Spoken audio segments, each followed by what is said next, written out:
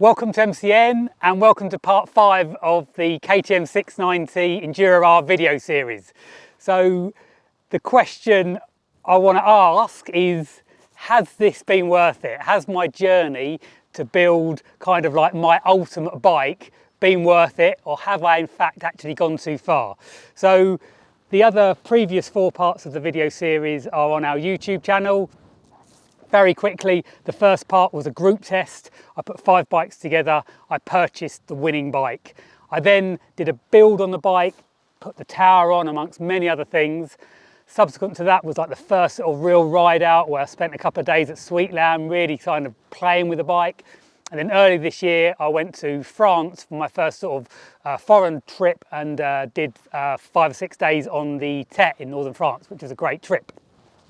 So any motorcyclist loves their motorbike from the word go, but we all want to kind of personalize it, change things. Adventure bikes are even more so, I think. There's so many accessories, there's so many things you can put on it, whether it's from tires, whether it's different screens, whether it's your nav options, whether it's your crash bars, bash plate, etc, etc. You know, the list just goes on and on and on. So this isn't KTM 690 specific. This is anybody buying a bike and wanting to sort of personalize it for their actual needs.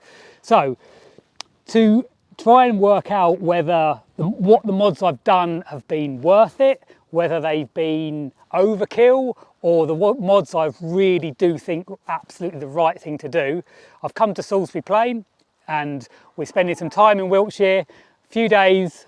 I brought along Matt Wildey, who's the editor of Ride magazine. He's got a standard 2024 KTM 690. The idea over the next couple of days, we're going to do lots of trails, lots of road mileage, a real mixture of stuff. So if you're thinking about personalising your bike, we're going to try and find out what mods I think are worth it and the mods you probably should avoid.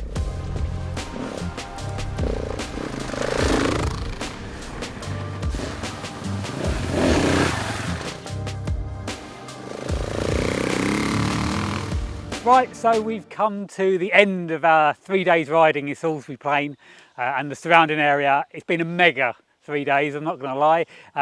We've had pretty adverse weather conditions along the way, but we've finished with the most amazing day, sun shining, still very wet as you can see, but it's been really good days and a really good testing ground for these bikes. So what I'm going to now do is try and split this into 3 sections.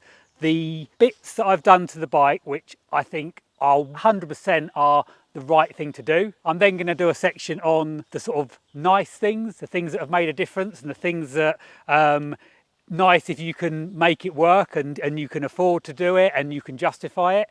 And then I'm going to have a section of changes that I've made that have maybe not actually manifested themselves as exactly how I expected, and through use what those sort of downsides are.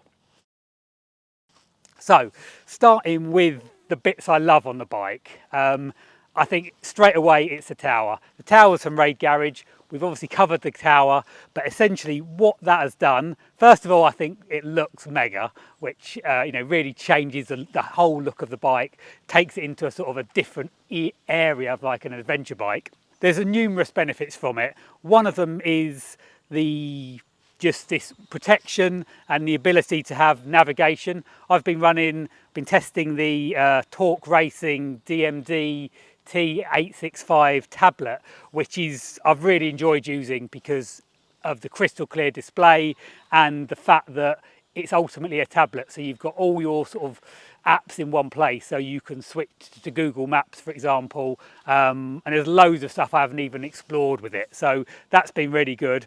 The wind protection is also significant. It's not like riding a Goldwing, you know, it's still small, but what it does compared with a standard bike is it just takes that wind off your chest, especially when you're stood up. So when you're stood up off-road, even from anything, you know, 20, 30, 40 miles an hour, you can really feel that, and that, you know, reduces fatigue when you're riding the bike. And obviously on road at motorway speeds, you know, it's a good place to be. It's not super luxurious, it's not super plush, but, you know, I've ridden to France on it, I've ridden to Wales on it, and not really had any dramas. And the other big benefit of this is that it's not you know, the lights on an enduro bike, which is essentially what this is, are pretty woeful.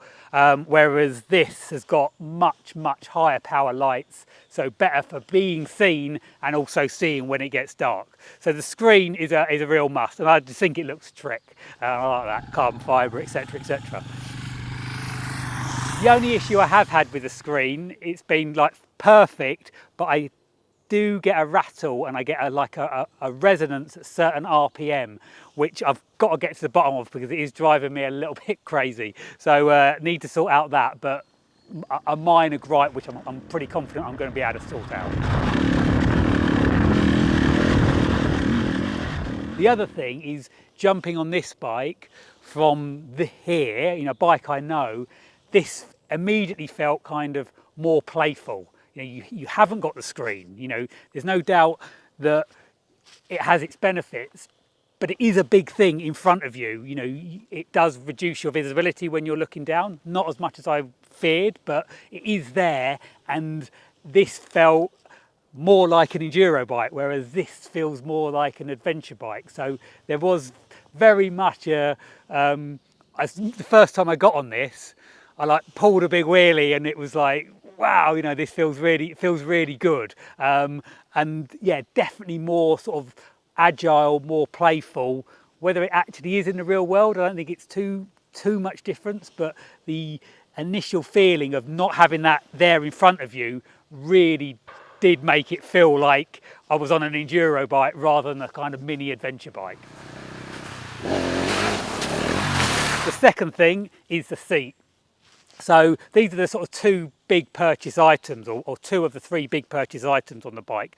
The seat is from Seat Concepts. It's the low version, which reduces the seat height by about 15 mil, which is good for my height because it is a tall bike. But the seat on the standard bike is very uncomfortable as soon as you start riding at any sort of distance. And the Seat Concept seat does just, I'm amazed at what difference it makes, and a lot of it is due to the shape of the seat and the fact that it flares out of the back and actually gives you something to sit on rather than sit sort of in between your bum. You've actually got something to actually sit on.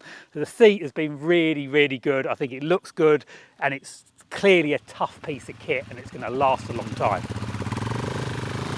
The third thing is suspension. So got the cartridge kit from KTM WP, and that has been really impressive. I got it set up by Mark RSS Suspension, also sent him my shock, so he put everything to my weight, and he also took about 15 mil out of the seat height, which again has helped lower that seat height and made it that much more manageable for me. I kind of, because I obviously wasn't able to ride the bikes back to back, I sort of thought I could feel the improvements with the suspension, but I didn't really appreciate just how much better it was until riding the stock bike. Riding them back to back, as soon as you get any sort of speed, as soon as it gets a little bit rough, this feels a lot more nervous. And also when you come off the throttle, you load the front up, this is quite nervous, a bit sort of tank slappy, whereas this is really plush. I've got a greater appreciation of what change that has made. And look, anyone can, you know, I do implore people to investigate suspension options. You know, there's lots of bikes out there which possibly aren't set up for the weight of the rider and the type of riding they're doing, and you know, the 690 has got reasonably good suspension in the first place, and I've been able to make it like a good step better. You know, there's bikes out there, you know, it's well documented, something like, you know, the Honda CRF 300 Rally, you know, they're very soft suspension. People are, you know, putting different shocks on there, putting a cartridge kit and making, you know, a world of difference, changing their bike completely. So I don't think it really matters what bike you've got. I think that is definitely an avenue to investigate, because there's a lot of very high-tech companies, you know, from Öhlins and K-Tech and WP, you know, the list goes on, that are all able to basically tailor the suspension and move it to the next level. So the second thing I want to talk about is like the smaller things on the bike, but also that have made a real difference to the whole sort of ergonomics or the ability for it to become kind of a go anywhere adventure bike. So starting with protection of crash protection essentially.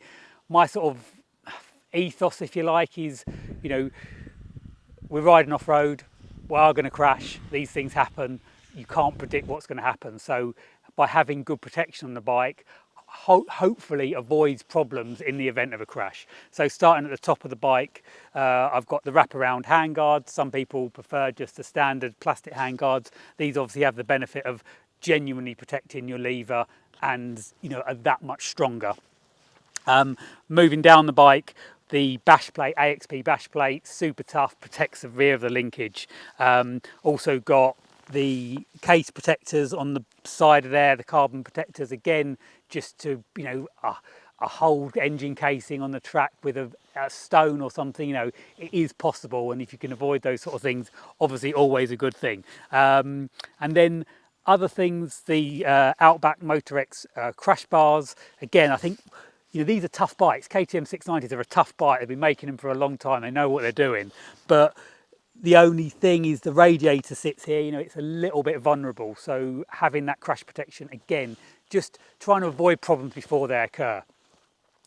And in terms of other elements that I think have really improved the bike, with the Raid Garage kit, you get the bar raisers. So the handlebars are a little bit higher, combined with the seat, which is a little bit lower. You're a bit more sort of in the bike rather than feeling like you're completely just on top of the bike with the standard seat and the lower bars. We've also got the bigger footrest, the KTM Power Part footrest, which just make it that much more comfortable for standing up because they are just significantly bigger than the standard footrests. And I've also done things like put the big Bertha rear foot brake on there, which is a lot stronger. So all these things just designed to kind of make it a little bit more durable. Other things, the double take mirrors, I think are really good because they're very, very strong.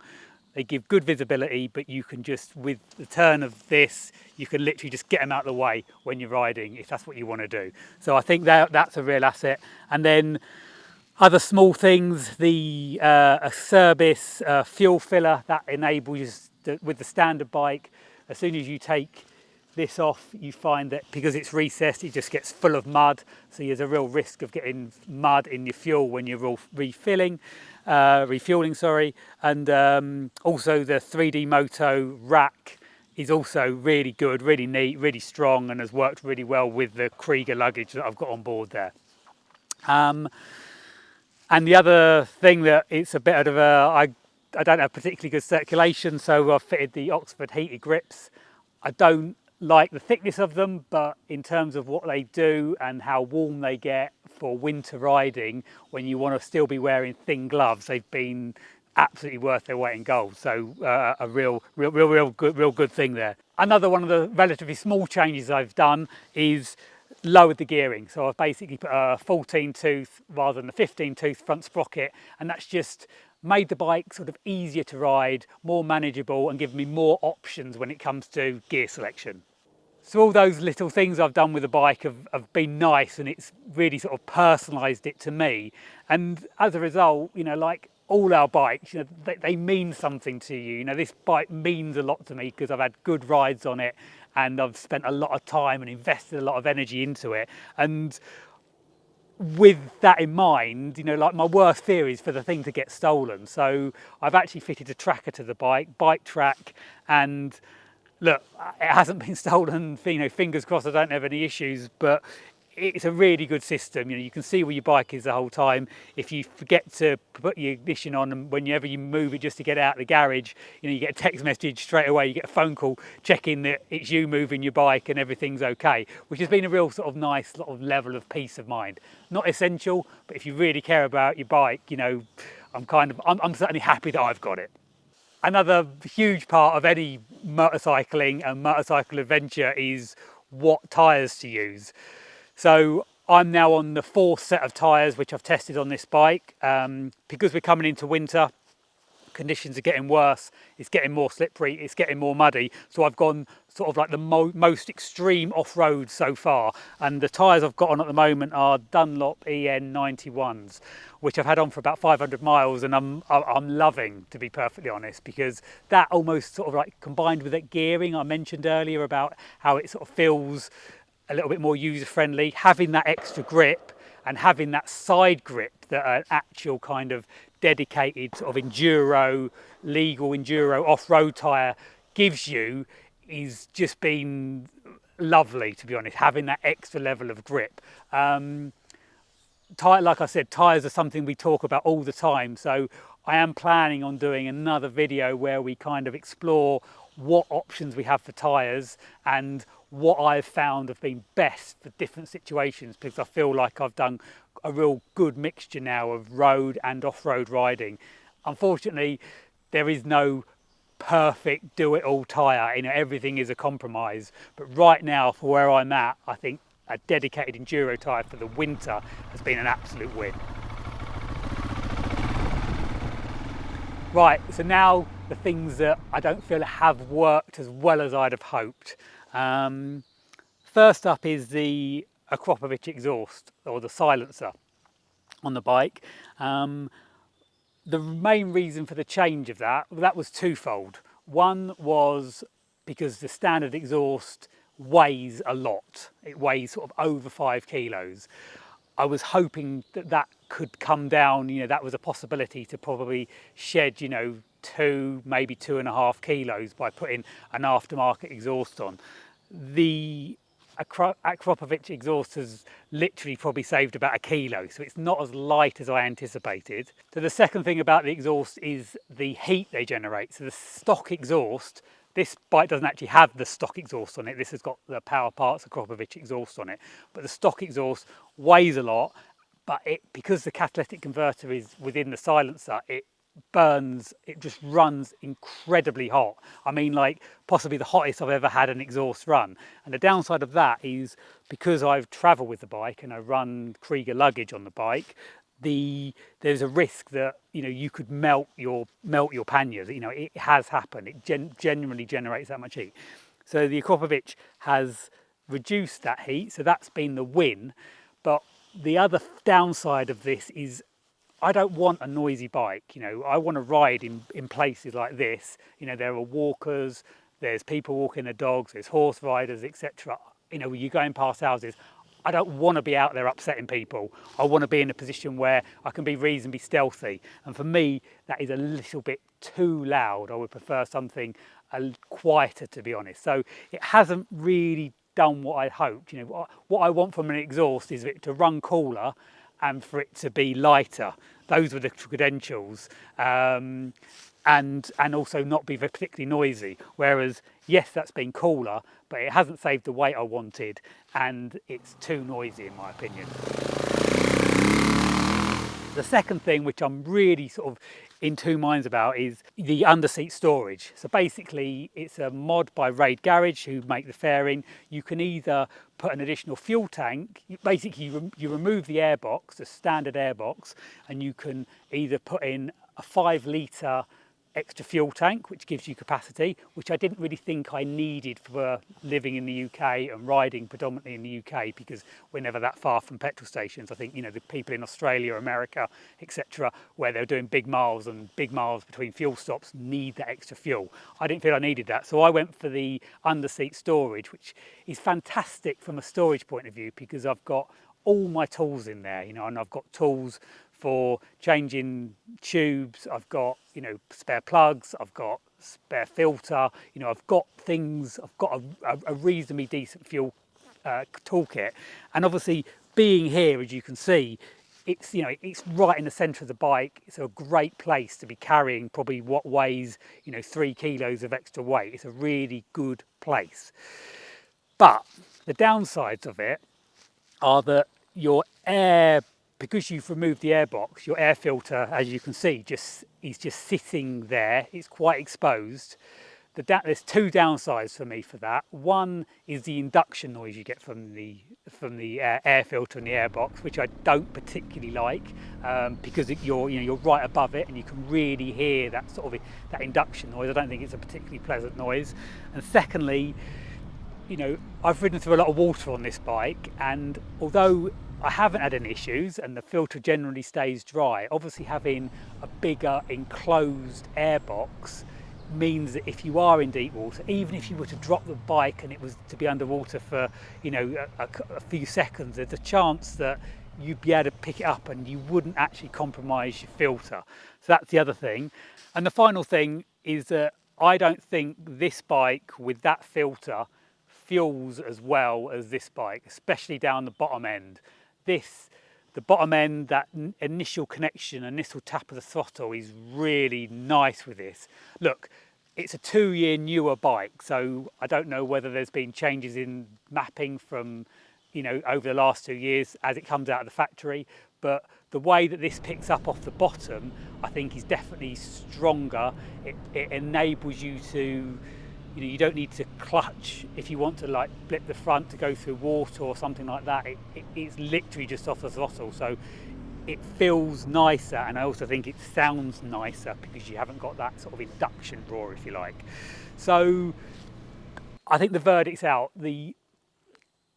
I love the fact that I can keep all my tools there in a good place from a weight distribution point. I love that extra storage that you need if you're going traveling and you've got your bags and everything's full and you're camping, etc. But the downsides are, the potential to drown your bike and the fueling and the induction noise. So that's something that I'm still undecided of how I'm going to progress with this. Right, okay, so to conclude the differences and the changes that we've made and whether they've been worth it or not, I think there's no doubt that this is a very well set up bike. The suspension has made a real difference. It feels plusher, it handles the ruts, it handles when you start going a bit quicker, when it gets rough, it feels a very poised, balanced bike. But with all that in mind, there's nothing that we've done that neither of us couldn't do on this bike. This bike is, as a stock bike, it is totally capable. And if your riding is, vanning a bike to where you want to be, then you could argue that you don't need the screen. You can have a bar mounted navigation unit, and you don't need this screen. If you're not riding at night, you don't need the extra lights, etc., etc. If you're having just short days green laning on your bike, then the seat's not going to be such an issue. I think there are elements, there have been times where being on this bike has been just as good, even better in places, because you don't have the screen in front of you. When you're riding ruts, for example, you've just got that extra level of visibility. Where this comes into its own is whenever you're doing any road work, and like I've also said, I generally ride to places to ride, for my off-road. I live in Hertfordshire. The rides we've got around there aren't that amazing. So if I want to do any meaningful riding, it's sort of this area, it's into Wales, it's into the Peak District. And having the facility for me to be able to just suck up road miles was important to me. That might not be important to you. And if it's not important to you, then it kind of negates a lot of the changes that I have made. So, do I regret doing what I've done? I genuinely don't. I love my bike. I think it is absolutely fit for purpose. All in all, I think the standard 690 ticks an awful lot of boxes. It's only if you are planning it, if you want to do more adventure riding, but you don't want to go into the sort of 200 kilogram plus middleweight adventure bike class of your T7s, 890s, Aprilia Touareg, those sort of bikes. You want something lighter, you want something more capable. This is where this, for me, fills all the boxes.